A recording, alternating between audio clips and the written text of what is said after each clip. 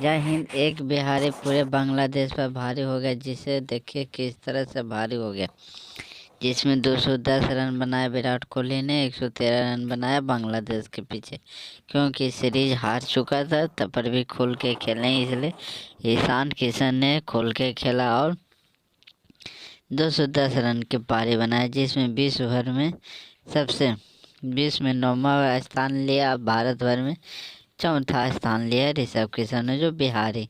एक बिहारी खुल के खेलता है तो 100 पर भारी हो जाता है, जिसमें 131 गेंद पर 210 रन बनाया एक बिहारी, जो पूरे बांग्लादेश पर भारी पड़ गया। इस ईशान किशन की 210 रन पर कोहली ने भी दी बधाई।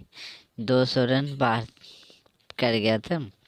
कोहली का पिताजी शुरू से फिल्म देख रहे थे मैच, जिसमें 180 गेंद में 210 रन, 10 छक्के और 14 चौके लगाए थे ईशान किशन ने, जो बिहार से बिलोंग करते हैं।